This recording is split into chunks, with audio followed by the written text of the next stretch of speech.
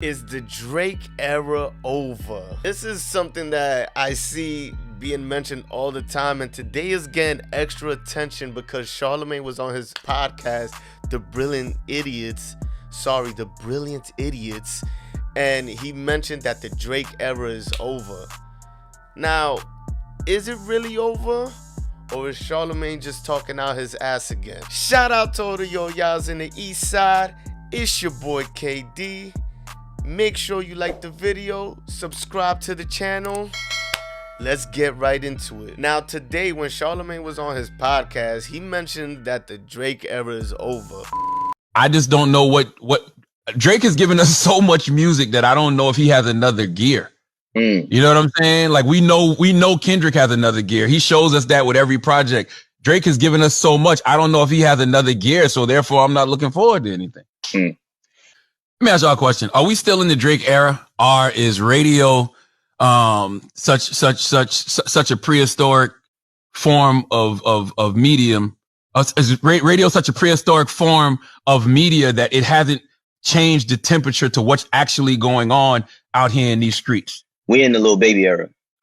Definitely a little baby era, but I do think that people that really still love Drake the same way they still really love the Migos. It still feels like we're in a Drake era. I don't think we're in a Drake era. I don't think we've been in a Drake era for the past 2-3 years. And that's why I was now, what does this exactly mean? Like when you say the era is over, what does that exactly mean? I personally don't think it's a bad thing. Now, just because the Drake era is over and let's say the little baby era is starting doesn't mean anything bad for Drake.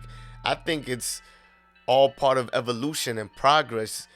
Other people are supposed to come into the game and help it grow. So I don't think necessarily it means anything bad for Drake.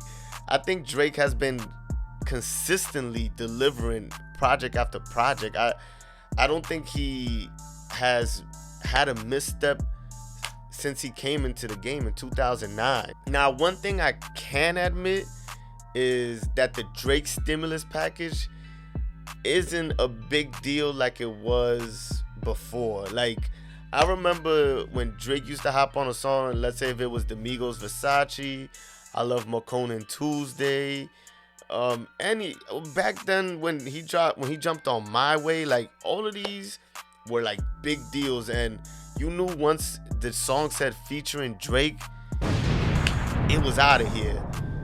Now, ever since I saw him drop Young Blue, the song with Young Blue, that song didn't take off like it would have back in the day.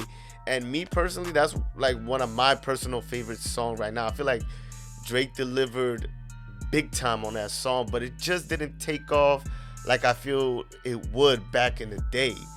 So I do feel like the stimulus package Drake used to hand out kind of faded away, but his presence in the game is still there. I don't think because he drops constantly every year, it takes away from what he's been delivering to us. So I don't think that Drake has been falling off as far as the material that he's putting out.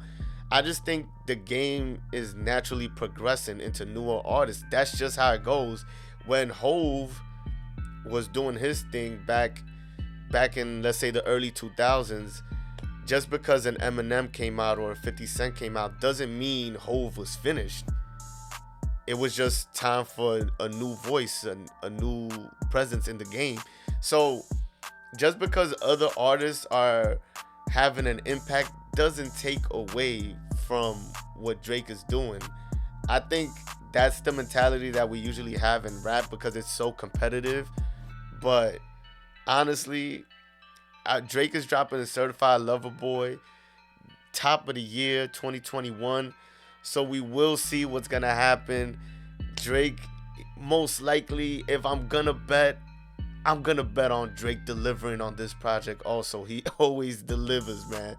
So thanks for watching this video. I had to make this quick video today just because I saw this and I just had to give my own opinions and thoughts into this, man. You guys let me know what y'all think. Make sure you like the video, subscribe to the channel. Thanks for watching, y'all.